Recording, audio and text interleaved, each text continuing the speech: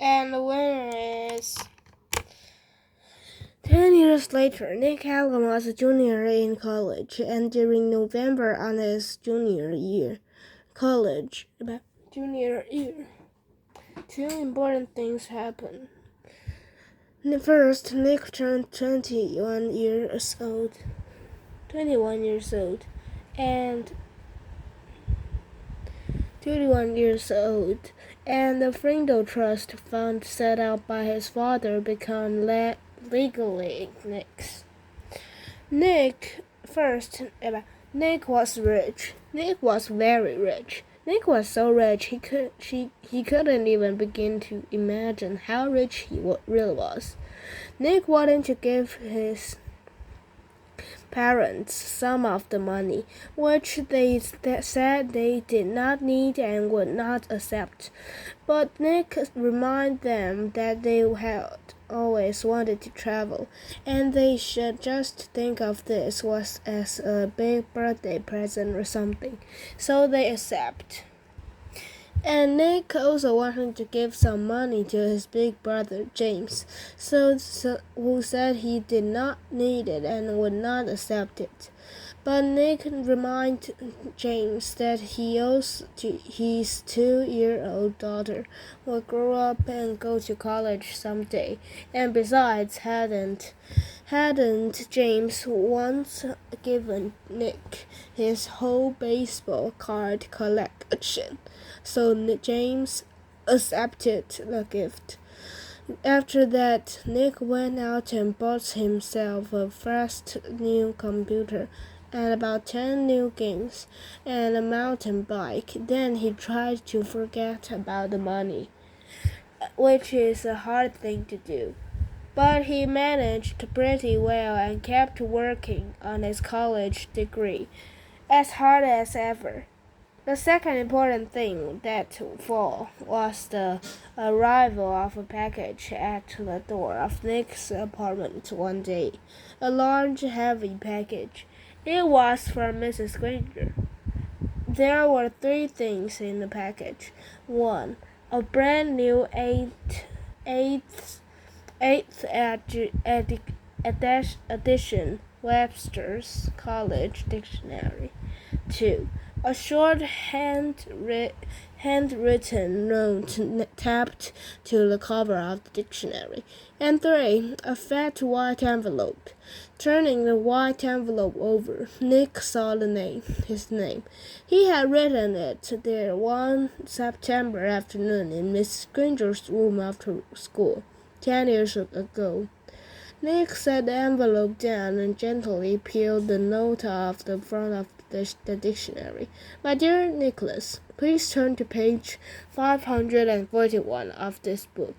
Nick grabbed the dictionary and leafed to page 541, his heart pounding. And there between Frindle and Fringe, he read Frindle. Nonsense. The device used to write or make mark with ink. Arbitrary coinage originated by Nicholas Allen, American, 1987. Nick went back to the note from Mrs. Granger. This is a brand new dictionary, and the one I recommend that my students used for their homework. And now, when I teach them how new words are added to the dictionary, I tell each and every one of them to look up the word Frindle. And of course, I have sent along that letter I promised to give you when our little battle was over. And now it's over. Your teacher, Mrs. Lorelei Granger. Nick's head was spinning with shaking hands. He opened the fat white envelope. He pulled out the 10-year-old letter and began to read. Dear Nicholas, if you are reading this letter, it means that the word Frindle has been added to the dictionary. Congratulations. A person can watch the sunrise, but he cannot slow it down, or stop it, or make it go backward. And that is what I was trying to do with your word. And at first I was angry. I admit it. I was not happy to see the word pen pushed aside as if it did not matter. But I guess if the Latin word for feather had been frindleless instead of pinna, then you probably would have invented the word pen instead. Like the sunrise. Some things just have to happen, and all you can really do is watch. The word Frindle was existed for less than 3 weeks. I now see that this is the kind of chance that a teacher hopes for and dreams about. A chance to see bright young students take an idea they have learned in a boring old classroom and put it to a real test in their own word. I confess that I am very excited to see how it all turns out. I am mostly here to watch it all happen, but somehow I think I have a small part to play in this drama, and I have chosen to be the villain. Every good story needs a bad guy, don't you think? So someday I will be asking you to forgive me, and I hope you will. Nick, I know you'd like to think. Because please think about this.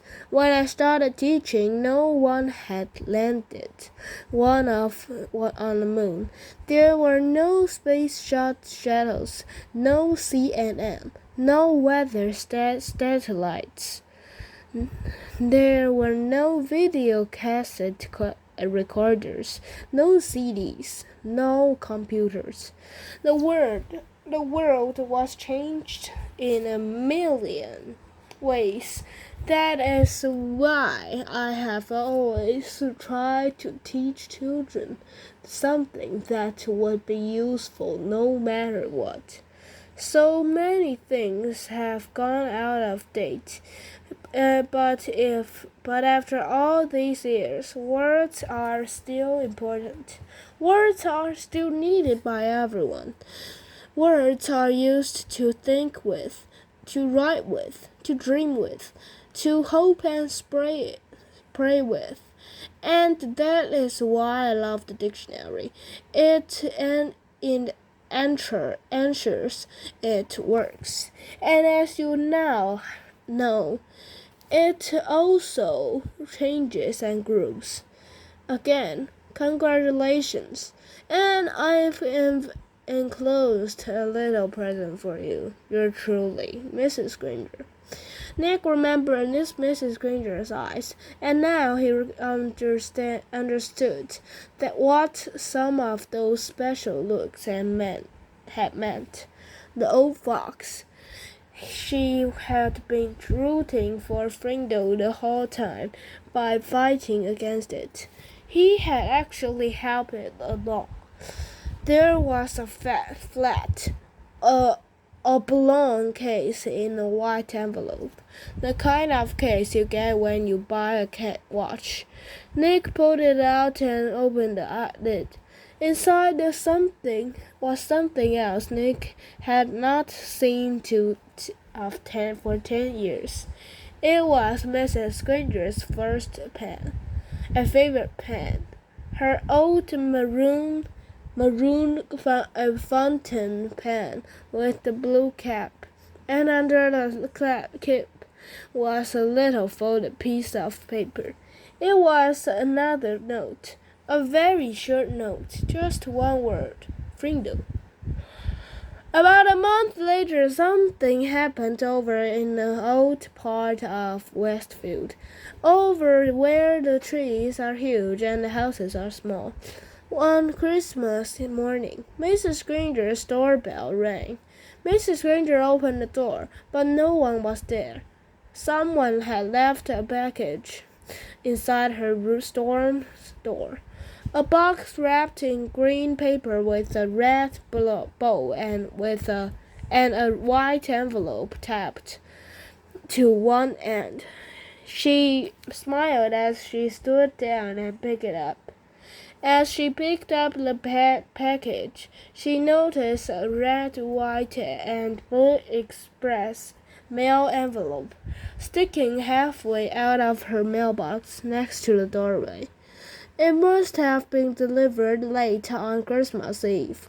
She opened the storm door, plunked the envelope from the mailbox, and then shut both doors and went inside with a shiver. Mrs. Granger went across the living room and sat on the couch. The express envelope was from the Westfield School District office. It looked important, so Mrs. Granger opened it right away. It was a letter from the superintendent of schools, a letter of congratulations, a permanent trust fund for college scholarship had been established with a donation of $1 million from one of your former students. It would be called the Lorelei Granger Students Fund. Mrs. Granger was sure it was a mistake, or maybe a prank. $1 million? Nonsense. She had the urge to pick up the telephone and gave the superintendent a call and straightened this out right away. But this was Christmas morning, and even though the superintendent was one of her former pupils, Mrs. Granger decided to wait a day. Couldn't hurt.